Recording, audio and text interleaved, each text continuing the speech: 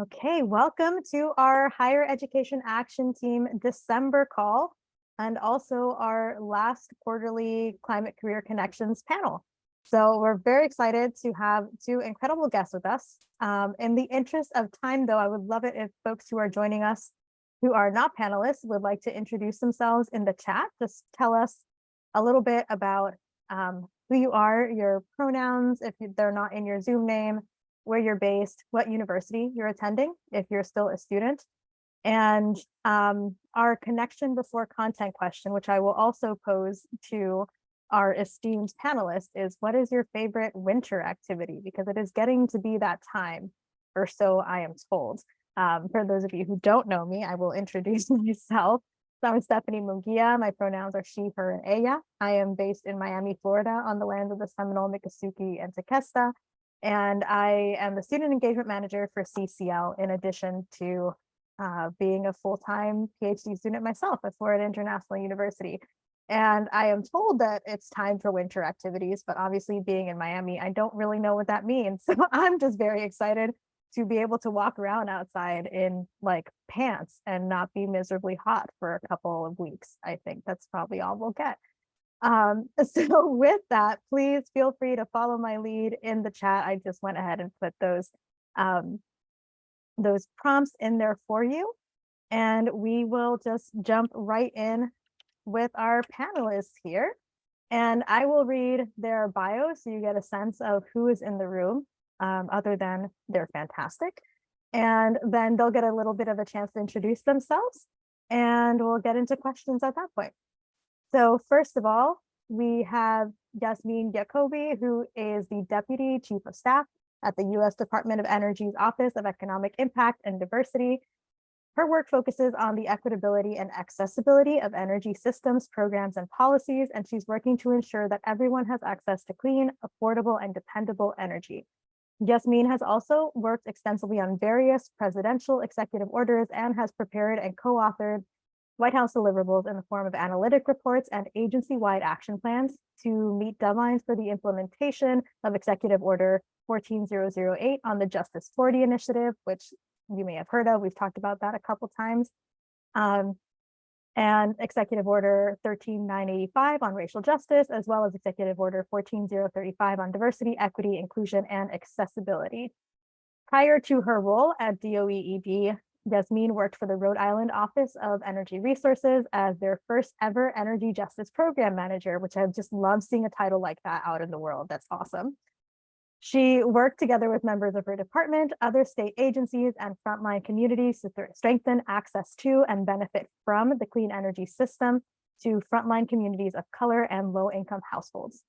Yasmin is a Govern for America alumna and graduated from Harvard University with honors in May of 2019 with a Bachelor's of Arts in Environmental Science and Public Policy. She is based in Boston, Massachusetts. So welcome, Yasmin. We're so thrilled to have you. Thanks so much, Stephanie. I'm really glad to be here. And I will share that my favorite winter activity is reading inside with a hot cup of coffee. So not into the cold at all. Stephanie, should I talk about myself now, or should you go ahead and introduce Brandon first? I will go ahead and introduce Brandon. Perfect. And then we'll come back to you for the more formal introduction. All right, so our second panelist is Brandon Anthony Rothrock.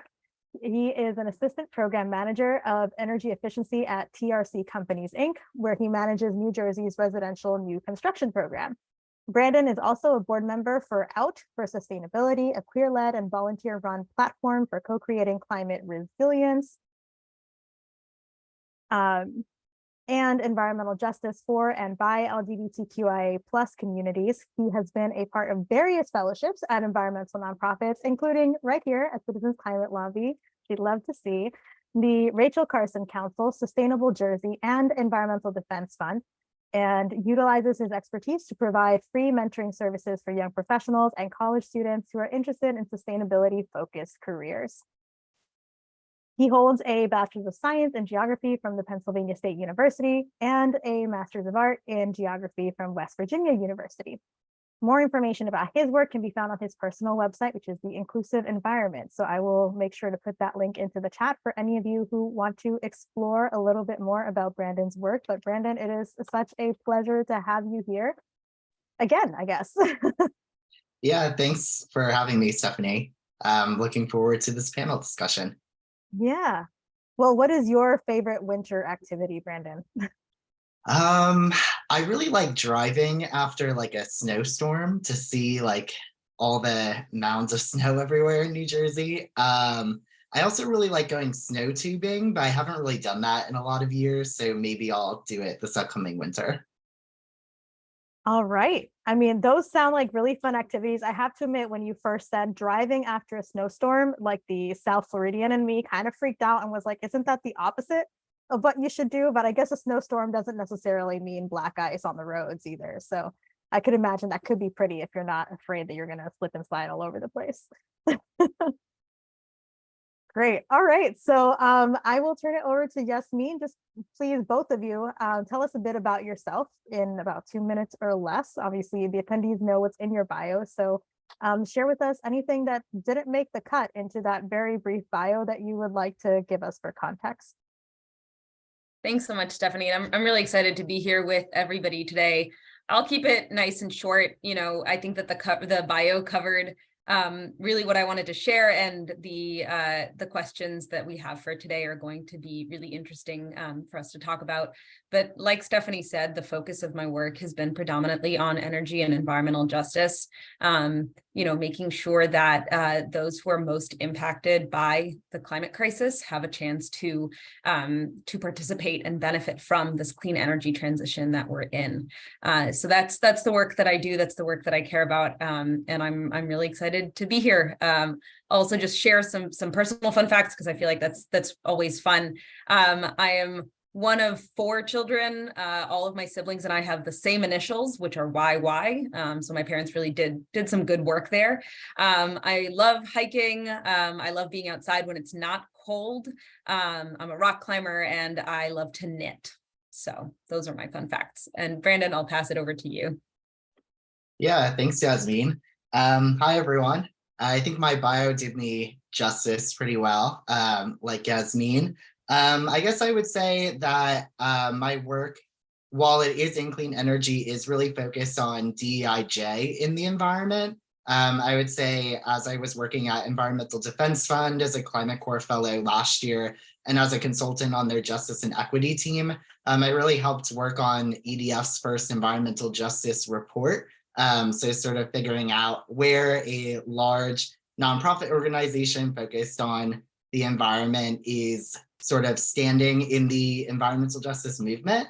And I would say I tend to focus on environmental justice a lot in my personal work as well, focusing on my website. And yeah, just happy to be here and happy to share the stage with Yasmin, who's also doing really great work in the DIJ space.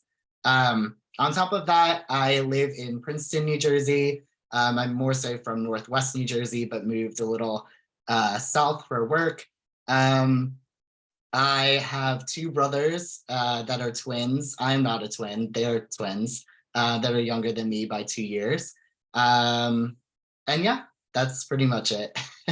I also like to hike, and yeah, going to concerts around Philly and New York. Amazing. Well, thank you both so much for being here. It was totally intentional to have an energy justice theme to this panel too. So it just really worked out that both of you are dedicating so much of your time in that space because it's such a critical part of the conversation that is really kind of having a moment in the last few years, which is a wonderful time to be getting into the space of clean energy because we're actually being very serious about what do we mean by clean energy and who gets to have access to that and unlock that potential. So it's really a pleasure to have you both and to learn more about what you're both doing and how you got here. So for the first question, I'd love to direct it to Yasmin, but of course, with all other questions, please feel free to jump in if it wasn't originally directed to you and add whatever you'd like. But Yasmin in particular, because I mean, you just recently graduated not too long ago. You had a job that actually literally its title was the Energy Justice Program Manager. These are relatively new titles, I would think, in the field to exist. So what drew you to the climate movement? Like, what led you down this path that was really quite cutting edge, especially in the field of energy justice? Yeah, so I think that my generation and kind of any generations around me and younger have always been very aware of the climate movement and of climate change. There hasn't really been a moment that I didn't know that climate change was happening. And actually the first Halloween that I had in the United States, I think I was in the 4th grade, and I dressed up as climate change. There's pictures, there's evidence. It was a fun time. But I think it was something that was always very deeply embedded in kind of the way that I grew up. My parents were very aware, and we always conserved energy at home, turning off the lights, short showers, all that good stuff. And so growing up was kind of always a part of the climate movement. But I didn't know what environmental justice was until college. And it kind of happened twofold. The first part of it was my best friend and I were in different universities, but both studying environmental science, and her entire curriculum was focused on environmental justice, while my entire curriculum was focused on like the science behind climate change.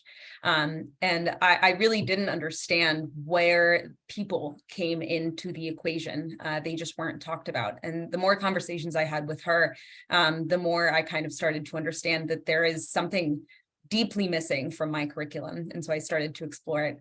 At the same time, I had a class that asked the question, should trees have standing? Should trees have rights? And this was a fascinating question to me. And I went and talked about it with some friends in the dining hall. And one of my friends looked at me with kind of a look in his eye, and he was like, shouldn't all people have rights before trees have rights? And that really stuck with me. And it was kind of those two things, conversations, whatever they were, that drove me to really explore environmental justice. On top of that, the 2016 election really hit hard. It was kind of the moment where I decided that government really did have an impact, and it had an impact on people, and I wanted to have that impact with people on people. And so that led me into the government space and into the environmental and energy justice space. What a fascinating way to get there. And also, I just love kind of highlighting the major gaps in our curriculum, especially as a lot of universities are kind of lagging to catch up with modern realities. I'm very, at the same time, kind of disappointed that wasn't in your curriculum already, but very glad that you had a friend who was studying a similar path and was able to show you like something is really missing and messed up about these conversations. Great. Brandon, is there anything that you would like to add about your own journey into this space? Yeah, I would just comment, I guess, that I, growing up, was really interested in weather. I would always be, I don't know, looking at storms, trying to go outside during thunderstorms and things like that. And that's sort of what drew me to the environment, was just this fascination with weather. And then I sort of was able to transform that love of weather into the career and field of geography that I found when I was in my undergrad at Penn State. And yeah, I would just say that after sort of finding geography through my love of weather, I realized that, again, deep connection between the environment and also humans, and how we can impact the environment and the environment can impact us. And yeah, I would just say that that's pretty salient in my work today. It's just remembering that strong human environment connection. Excellent. For both of you, I'm curious, what has been the toughest challenge you faced in working in the clean energy space? Like, this is a field that's really evolving very rapidly, but there's also people who have been in the discipline for a long time and probably have their own ideas about what should be going on. So there's, I imagine, lots of different ways that folks might butt heads, especially around energy justice policy, in addition to any other challenges just that are typical to navigating a workspace. So what's the toughest thing you've faced in this path? And we'll start with Brandon and then go to Yasmin. Yeah, the first toughest challenge I guess I had when I was working at Sustainable Jersey was that it's really hard to sell people free money, especially working in the clean energy space.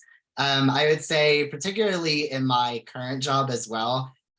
So my company, TRC, we administer a bunch of clean energy programs for the state of New Jersey. And so we're tasked with really putting money in the hands of contractors, homeowners, municipality officials, anyone who really wants to work on creating clean energy for their town, municipality, home, energy efficiency upgrades for buildings and things like that. And you'd be surprised that it's hard to give away incentives to people. Especially, I would like to think that there's a learning curve, but also just a gap in understanding just energy in general, and also then taking action on that is very, very difficult to people who are not in the energy field to sort of understand.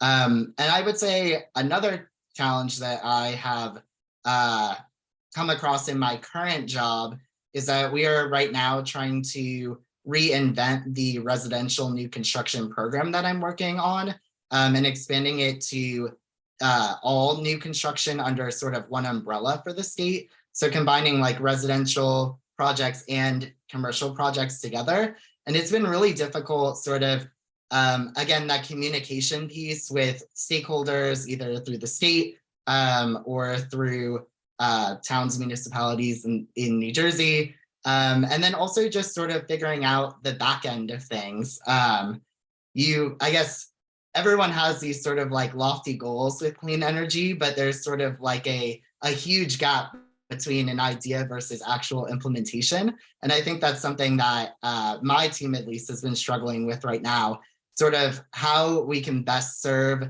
not only the communities, but make sure that everyone who's the stakeholder that's involved is happy with what's going on that the state is administering. So I would say those two things are definitely some of the toughest challenges I've dealt with.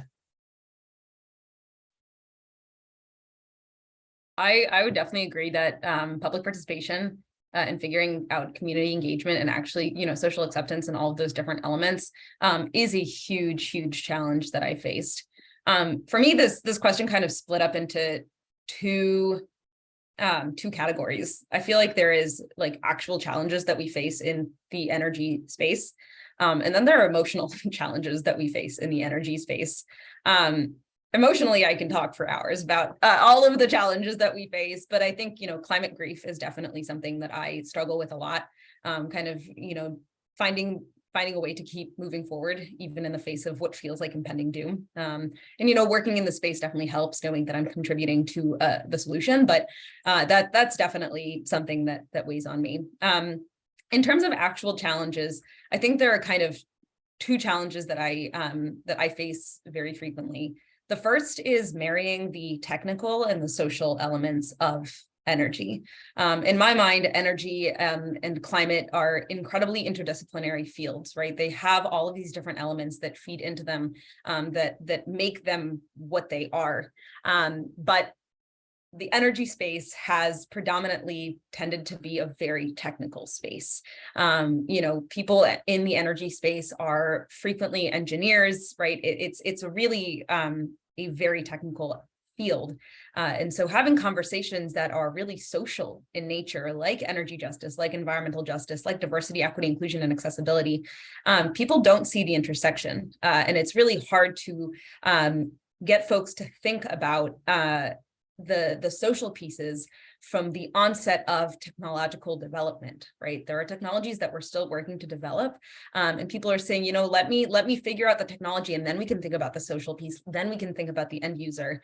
But instead, we really need to be thinking about the end user right when we develop the technology, because that means that, if there's waste associated, we can preempt that. If there's going to be disparities and siting issues associated, we can preempt some of those. We can get social acceptance really early on. And so that's one of the biggest challenges that I face. Aside from that, just a challenge that I think everybody faces working in the energy space is the landlord-tenant split incentive.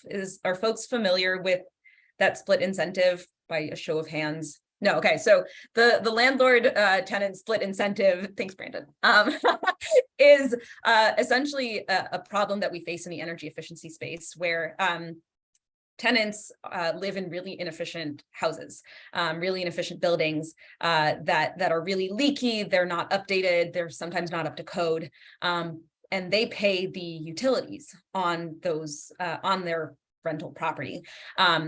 And so they, in theory, want to have their house be better, but they don't want to invest in that building, in that apartment, because they're not going to live there full time. Meanwhile, the landlord who owns the building isn't paying the utilities. They're not paying the exorbitant costs, and they have no incentive to actually fix the issue in the houses because they're not going to pay it.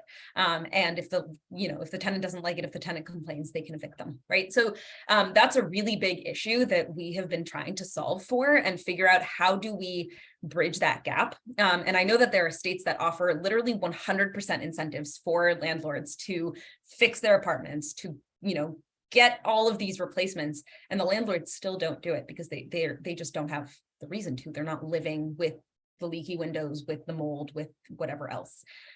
So that's just something that I think about all the time. And every time I ask someone, what's the solution, they just chuckle. So that's a big challenge. Obviously, that's the most helpful response, and exactly what you were hoping for was just a giggle at how impossible this problem is to solve. Yeah, I think we're faced with a lot of those sort of situations. I actually just got a call earlier today about solar panel installation, and I rent an apartment. So it's great that I get this call every couple of weeks from somebody trying to sell me some cheap community solar, but it's just not an option when you're a renter. And that's a major problem for accessibility. I'm curious, Brandon, so you've had so many different experiences. Obviously, I can see where like different organizations that you interned or did fellowships with have clearly shaped and molded the career path that you ended up taking. But one of the things that CCL is adding to our policy agenda right now is building electrification and efficiency. And it's interesting reading your bio and reading about a person who studied geography and did all of these other really cool internships and fellowships with other organizations working in sustainability or conservation space, and then is working in energy efficiency and residential energy efficiency. How did you end up exploring energy efficiency specifically as a career path after these different experiences and degrees you pursued? Yeah, definitely. So I would say I consider myself a sustainability generalist in the sense that I really have enjoyed, I guess, all aspects of sustainability. And I actually got my start in more of the waste and recycling area of sustainability when I had my first internship as the eco rep coordinator for Penn State when I was an undergrad there. And what was really cool about that was that we were half a student organization, half working for Penn State Housing. And so at the time, our supervisor was the director for Penn State Housing, and Penn State was working on retrofitting 20 of the dorms on campus. So basically taking the whole building to the bricks, basically, or the structure skeleton of it, and rebuilding them. And so I got sort of like a firsthand glimpse at energy efficiency and building on campus. I was able to work for facilities and go on tours with different engineers on campus. And just, I would say that that really sparked my interest in building efficiency, sort of being able to see exactly how much electricity do dorms really use on campus and how that affects the overall outputs and carbon footprint of the university. And so that's really where I got an interest in energy efficiency. And I really expanded upon that after graduating from Penn State, when I worked at the American University in Cairo, Egypt for a year in their sustainability office. And there I really worked on their biennial carbon footprint report, which was really focused on buildings. So again, going around campus, looking at the carbon footprint of certain buildings. And it was very interesting to see how buildings were created from a US perspective and an Egyptian perspective, in the sense that in rural Pennsylvania, it was very, very cold in the winters. And then moving to the desert, it was interesting to see how the buildings were created to be cool or get rid of heat versus the ones in Pennsylvania that were trying to retain heat.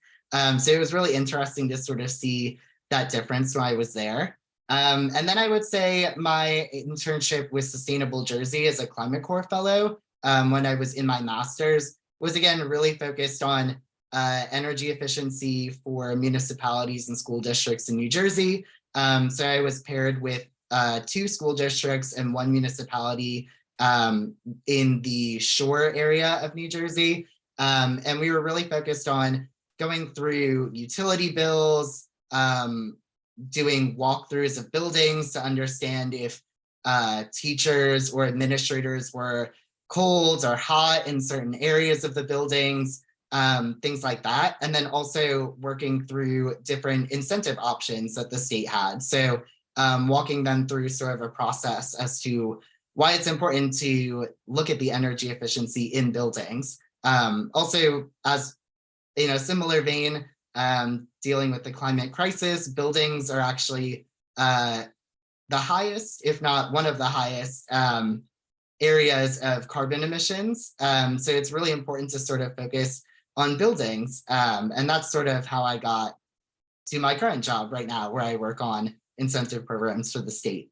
I would also comment back to what Yasmin was talking about in her previous answer, where we've been having I guess, internal struggle, or I've been having an internal struggle on my team working on new construction in New Jersey, is sort of figuring out how do we balance the wealth disparity in building, particularly in New Jersey. We have 3 out of the top 10 richest counties in the whole entire country. And yet we have some of the most overburdened communities around Camden and Newark in large cities. And that whole tenant landlord divide is something that we are really sort of, I guess I don't necessarily focus on in my current area working in new construction, but that's something that we've sort of tried to figure out, is if we can make incentives or incentivize building for overburdened communities that are new construction, that do have energy efficiency components included in them, and that are affordable for people that live in the state. Yeah, definitely full of thorny issues for sure. But it's so interesting to hear about these different experiences that kind of sparked your interest in working in this space. Because buildings are, I mean, as you so rightly point out, they're a huge part of the climate equation. And yet something that I think is so frequently overlooked or overshadowed by other things, like transportation is a huge focus area, which of course is super important. But there's a lot of opportunity in buildings. So thank you for shedding a light on that as well. I do want to just urge folks, if you have questions, to please start putting them in the chat. We will have time for Q&A after just 2 more questions of our panelists. So start thinking about it or typing them in if you'd like. And my next question, we'll start with Yasmin, and then of course I'd love to hear from Brandon as well. What's the most useful or applicable class you ever took, and why? That is such a hard question because I feel like I've taken some really excellent classes. I think the one that I took it late in my college career, but it is one that I wish I had taken right from the beginning. It was a new professor, and again, it was kind of like the beginning of energy justice or environmental justice in my university, and I was so excited to see it. But it was a history of the environmental movement, or the history of U.S. environment, something like that, environmental history of the United States, something like that. The class started with the history of Native American land stewardship. It started all the way back, and it talked about how what that looked like, and what we have learned from that, and how we have how that changed with colonialism, and with land theft, and with displacement. And it really showed an entire history all the way until the present day environmental movement as we know it, into the environmental justice movement, and even further into the climate movement.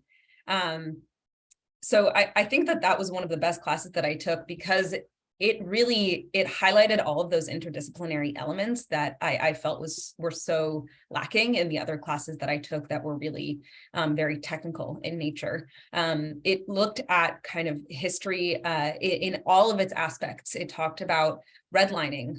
It talked about, slavery and what the impact there was on the United States, like on agriculture, which, is also a huge piece of the decarbonization or carbon footprint puzzle. And so it really just tied kind of everything together and gave a really clear outline of where we started, what we did to get ourselves here, and started to think through solutions of where we needed to go. So I think that's probably my answer. Brandon, how about you? Yeah, I would say for me, it was definitely a class called Geography. I believe it was 130. It was called Human Use of the Environment. It was actually the first geography course that I took at Penn State, and also sort of moved me to change my major to geography.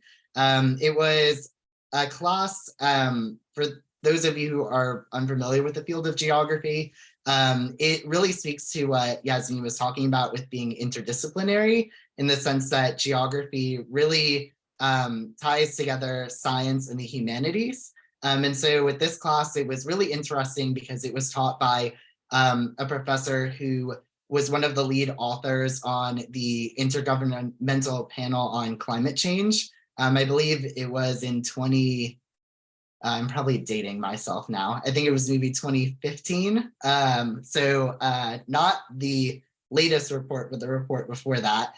It was really interesting to sort of see her perspective on how humans utilize the environment in different ways, and then how we also can alter the environment with climate change, through agriculture, through waste, plastics. It was really eye-opening to sort of have that class and see just overall changed my worldview. I'll never forget, there was one class, I believe it was the last class that of the semester, but the professor put up a map of the world, and it was inverted. And she sort of asked us the question, why do we look at a map the way that we do? Why don't we look at a map where, Australia or Antarctica are on the top of a map, as opposed to the United States, Europe, and Russia being on top of the map? And so it was really interesting to sort of ask those really big picture questions in a group setting. It sounds like a wonderful class to take at that level. I feel like so many students don't get exposed to that kind of discussion-based, critical thinking, intersectional and more holistic approach to the topics that we're interested in. Typically, that's not a common curricular format, which is really such a shame, because what we're dealing with in the modern era is this just overwhelming amount of complex intersectional issues, and we often don't get that right training in the classroom. So I'm really excited to hear about both of these classes, and hope that everybody on the call who is still in school is frantically looking for a class like that to take if they haven't taken one yet. And then my last question for you all before we take audience questions: what's the best advice you've ever gotten?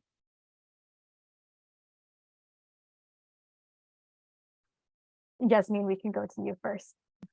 Oh, it's so hard. I feel like I've received a lot of really good advice from a lot of different people, and it really just depends on what the advice is focused on. So I think generally the best advice that I've ever been given is just be kind. But it's something that my dad used to tell me. He had this rival at work. He hated this guy. And the way that he treated him was by always nodding at him in the hallway and saying, "Good morning, how are you?" And that really stuck with me, because I feel like when even in college, but getting into the professional space, you will have rivals. And you will have people who really, grind your gears, and finding a way to always be kind and always kind of thank people for the work that they're doing, knowing that you have your differences is really important. So I think that's kind of just the general life lesson of always being kind. But I think that otherwise, kind of working in the government space, working in the climate change space, the best advice that I've been given is celebrate the small wins. It took me a really long time to be able to do that, but I felt myself starting to burn out of my career at the ripe age of 23, when I wasn't able to celebrate those small wins, because when you're working in this space, there is such a big goal and it is so far away, and not being able to see the little things that you are doing to contribute to that solution, to contribute to that mission, gets really depressing and really dark. And so when I started to notice all of the little things, all of the, the one person who said, thank you, this really made a difference, or the one word that I managed to change to convey the thing that I wanted to convey in this big report, or whatever it might be, those are small wins that I started actively celebrating. And it really changed the way that I think about the work that I do and the way that I interact with, the world and going to work every day in this field.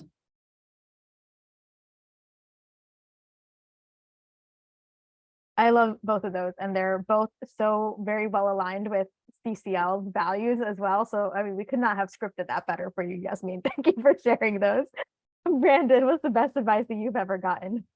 Yeah, I would say this is something that I've definitely learned and talked about with a lot of colleagues over the past 2 years, but it's definitely that the only thing sometimes holding you back, or I should say, the thing holding you back oftentimes is yourself. I would say, particularly in a time where there's a lot of uncertainty, COVID, looming recession, a lot of things are going on that cause anxiety for a lot of people, including myself. I would say just whatever fear or anxiety you have about jobs or schools, just like put yourself out there, apply to that job that you don't think you're qualified for, go after a fellowship that you think you're not going to get, or maybe, they have 1,000 people apply every year and they take 2 people. You might be one of those 2 people if you put your best foot forward. And I've definitely tried to emulate that in my own work, just applying to things because I want to and I'm passionate about them. And if you're passionate about something, go for it. I would say another piece of advice is definitely, it's not always what you know, but who you know, particularly as we move forward in this digital age. I would say LinkedIn is sort of your best friend, and networking with people is also super important in the climate space. I talk to people all the time on LinkedIn that just reach out and want to grab a virtual coffee, or just want to talk about careers and moving forward and things like that. And I would say just put yourself out there again with other people that you find interesting, read, and connect with them. Definitely great advice. One of the toughest pills, I think, for anybody to swallow is how important networking is. Because most people are not naturally gifted at it. But it is truly so valuable to be able to, see those relationships and see the value in that human connection that you've made somewhere. Great.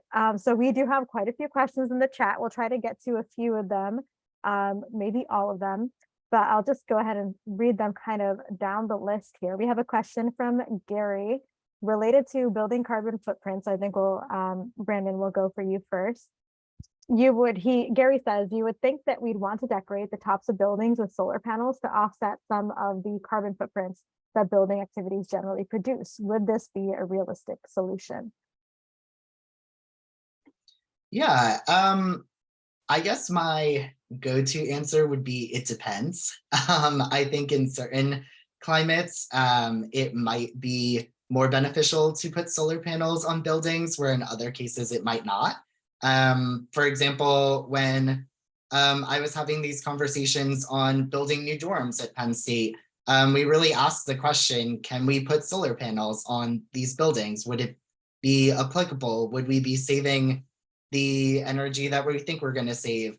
And after some tough conversations, we realized that the answer was no. And that was based on climate, that was based on the skeleton of the buildings that we had on campus. It just didn't seem like it was going to work.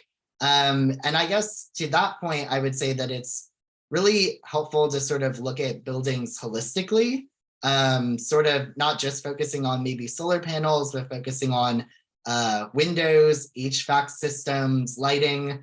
I feel like a combination of a lot of different things really make buildings efficient.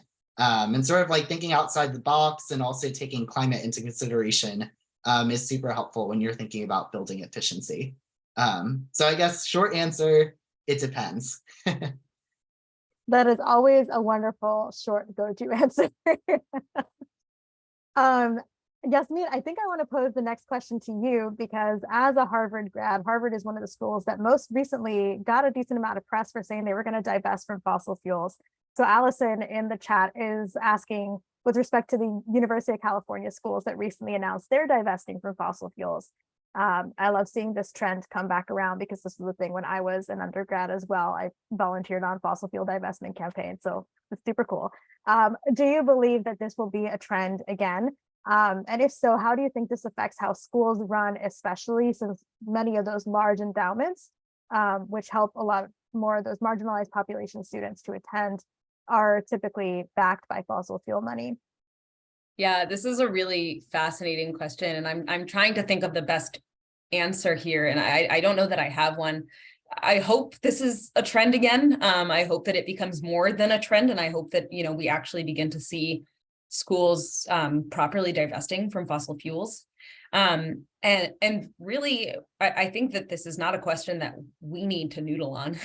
I think that, you know, the schools that have been using fossil fuels in order to support marginalized populations, like it's almost a double-edged sword, because while they're supporting the marginalized populations in the school, they are also actively contributing to their oppression and disinvestment in their communities via fossil fuels. And so I think that there has to be ways to move away from kind of using the bad to contribute to like small fractions of good. And I don't know what that's going to look like. I don't know how schools are going to be able to subsidize other like certain populations to attend those schools without fossil fuel money, but that has to be something that the schools continue to do if they want to thrive, because as we know, and as I'm sure Brandon can attest and speak in length on, diversity is, you know, it is how we build strong societies, you know, cognitive and demographic diversity, and a variety of lived experiences. That's how we make really strong teams and really strong communities. And so, you know, if schools like Harvard, if the UC schools, they want to continue to be some of the best, they have to make sure that that stays a really critical element. I don't know that that's a good answer, but it's what I got. I think it's pretty much the best answer we can have. It's just these are really thorny challenges, and we shouldn't be ever thinking of ourselves as being in a situation where we can either do the right thing for climate or we can do the right thing for people. The point is, it is both all the time, always. So thank you for that. And then the last question I see in the chat, if there are any others, please feel free to drop them in there. But if not, this might be our last one for our panelists, so we can let them get back to their evenings. Sarah mentions that they're working on a career pivot to something related to climate change. Brandon, you and I have spoken about some of the resources that you know of. I'm sure Yasmin has many as well. And Sarah's wondering, what climate or sustainability jobs do you feel are best suited to people who are coming into this space without a technical background? And what sources would you recommend for job openings? Brandon, do you want to take a crack at that first? Sure. So I would definitely say, and I'll post it in the chat, that there is a list that is cultivated every week by someone named Ed Carey on sustainable or environmental jobs. It's a free thing to join. He sends it out usually at like 8 p.m. every Sunday. And that I feel has been one of the best places to start, in my opinion. I feel like he really has a strong network and has cultivated a lot of different internships, fellowships, entry-level positions, all the way up to senior director positions are included in his email every week. And I would say that I have used it so many times. I've given it to so many people. I would say that's definitely a really great place to start. I would also recommend a podcast by Yash Pavlik Slink. She's a senior director at EDF that has a careers podcast called Degrees. I believe it's on Spotify, but it's a really great resource as well, where she speaks with a lot of different people who are in the sustainability space, who provide mentoring for jobs and things like that. I would say really great entry to sustainability if you're looking to pivot, for sure. So those two things, definitely. Thank you. Yasmin, anything to add? No, those are really great resources. I would just emphasize the interdisciplinary nature of this field. Not having technical background is 100% okay. And you will be able to find work in this space without the like quote unquote technical expertise, without knowing how a heat pump works. Honestly, I don't know that I still understand how a heat pump works. But you know, being able to research, being able to do really good analysis and bring critical thinking into this space, alongside with whatever expertise you do have from your past career, is going to contribute to this field in one way or another. You just need to figure out how you frame it in a way that demonstrates the connection to this field and that interdisciplinary nature and what you can bring in to this work. Yeah, like Brandon said, I am not an engineer. I studied environmental science and public policy, right? Like very much deep into the humanities of it all. And so I think that's the one thing that I kind of wanted to add to Brandon's great resources. Amazing. Thank you. There is one late breaking addition to the chat. So I will ask perhaps Yasmin, as the person who most recently navigated the undergrad into not dating you, Brandon, but it is Yasmin's very early in her career. Can you discuss a little bit about your experience at the end of your undergrad and your experience figuring out what to do after school? Yeah, so I thought that straight out of school, I was going to go into law school.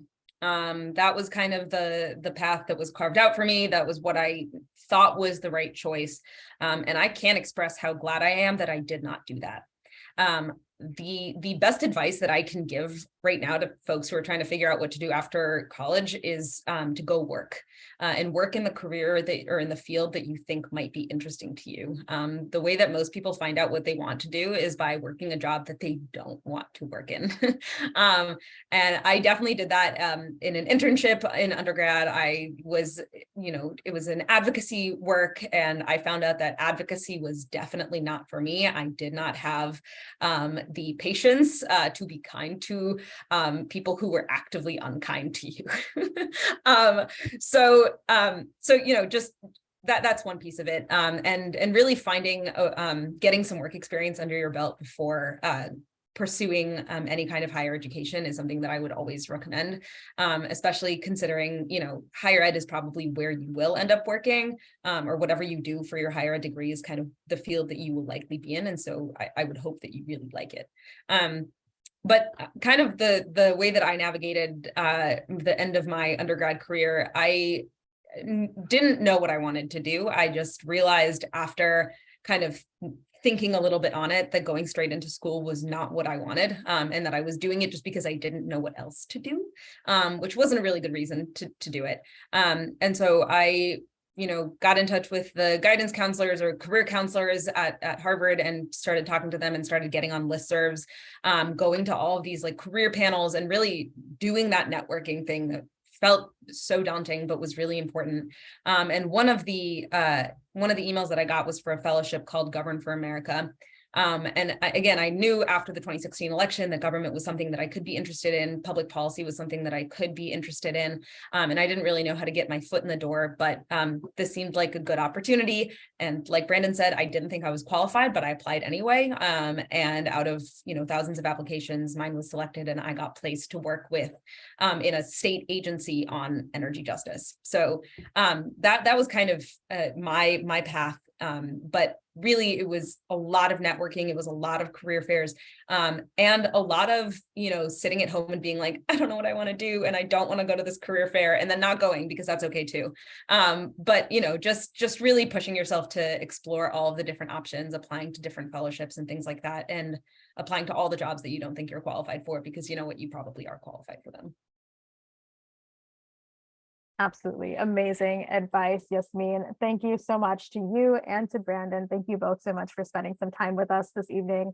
I did put in the chat, as I mentioned at the beginning of the call, CCL has expanded our policy agenda into 2023 to include a much more targeted focus on clean energy in two specific areas: building electrification and efficiency, as well as clean energy permitting reform, which is back in the news again today. If you missed it, go check it out.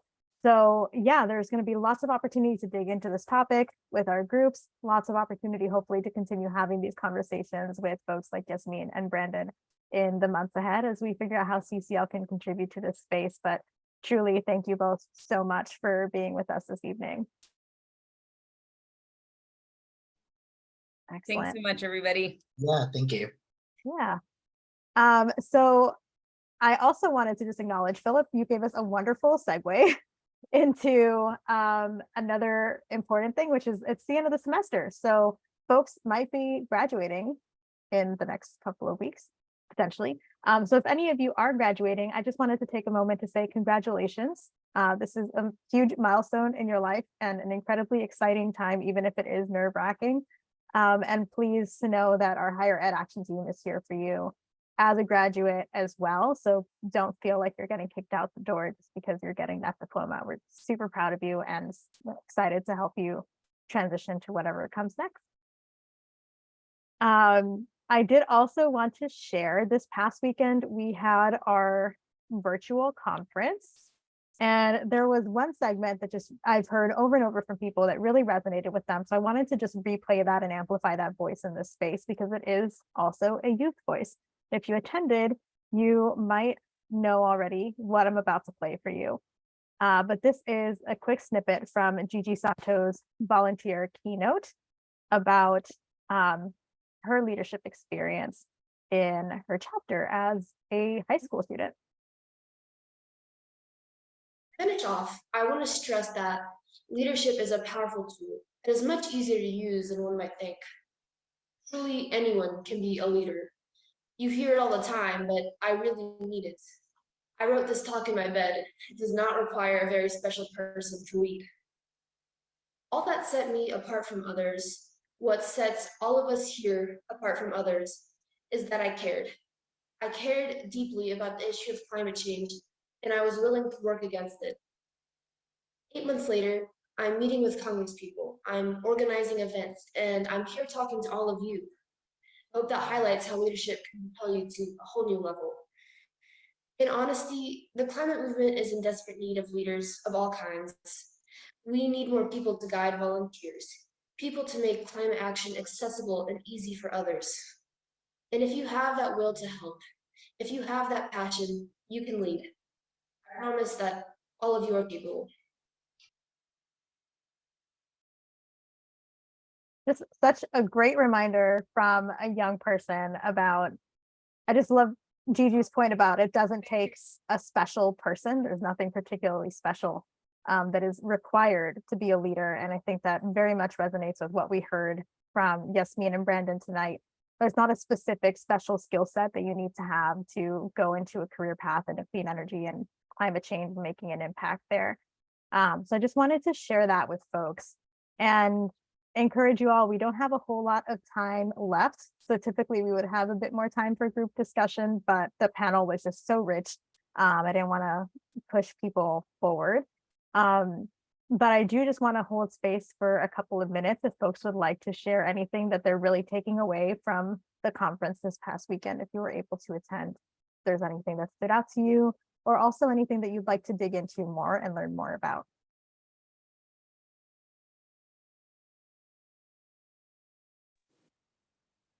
This is not pertaining to the conference. I mean, hello everybody, I'm Lance. Hey, But Lance.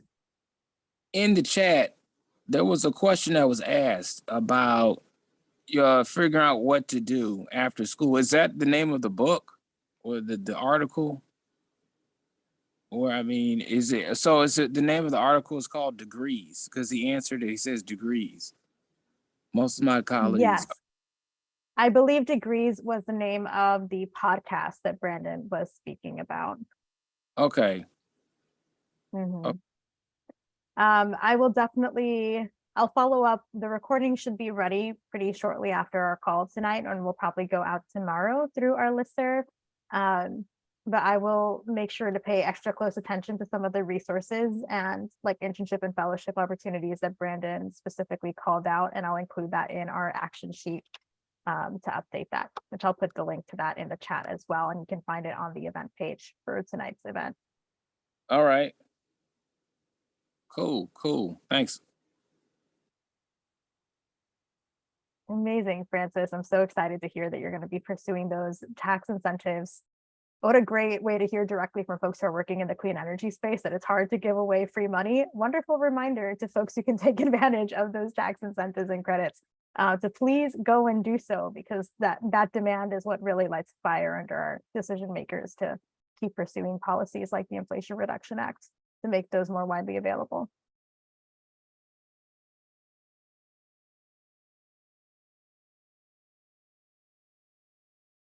Any other conference takeaways from folks?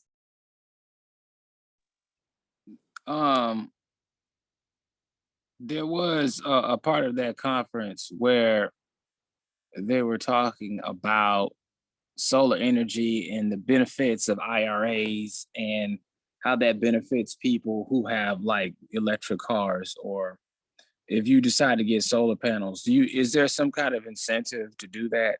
Do I get a tax rebate or tax write-offs? Well, I missed the part. So we can go back and watch it. I understand that part, but I'm gonna get somebody else's perspective on what they really meant by that. The Inflation Reduction Act, if it goes into play, it's supposedly supposed to help out a lot of different factors. One of them is solar panels. So the significance of getting a solar panel is that you get tax write-offs. What's the benefit of that? The major benefit of that, and how does that relate to the IRA? My question. So some of the provisions in the Inflation Reduction Act are expanding kind of Obama era policies and rebates on solar panels, bringing some of those tax incentives back. So essentially it just lowers the price of solar panel installation to a point where it's more accessible to the average household, because they're certainly a lot cheaper than they were just 10 years ago, but they are still out of price range for a lot of lower income households. So the idea is that it'll help to incentivize that. And I believe there's also provisions in there for things like community solar projects, where rather than one individual taking on the full expense of installing solar panels, entire communities, neighborhoods, for example, can invest in essentially like a mini solar field to power all of their houses. So those provisions are just meant to make it more accessible for homeowners to get onto solar power and shift away from conventional energy sources, with obviously the net benefit of that being reducing our carbon emissions as a whole. It's not something that I've explored in a huge amount of detail, and there is a lot more information still to come as Inflation Reduction Act funds are distributed out to communities all across the country, but it's certainly coming to a community near you, hopefully very soon. Some counties are already planning for what they're going to do with these funds and these rebates. Okay.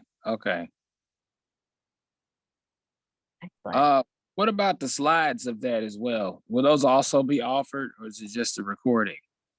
That's a wonderful question. I believe the slides will be made available, but I'm not quite sure where exactly, I will dig into that and make sure I can get that information and add that to the action sheet as well. I'll just make a note for that. I did just put the link to that action sheet in the chat, so feel free to bookmark that page. And like I said, it'll be in the event page as well on community, so you can come back to it at any time. And with that, we are at the top of the hour, so we are officially out of time. So much more that we could get into, and I would love to get into. But please know that when we come back in the new year, our first meeting is going to be on January 9th instead of January 2nd, which would be the first Monday of the month. So please plan to join us on the second Monday of the month instead. That call will be hosted by one of our climate advocacy fellows, and it will be much more discussion based. So I'm really excited to reconvene with all of you in early 2023 and see more about what you want to do with these expanded policy agenda in your chapters. Have a great night, and I will see you next year. Take care, everybody. Stephanie.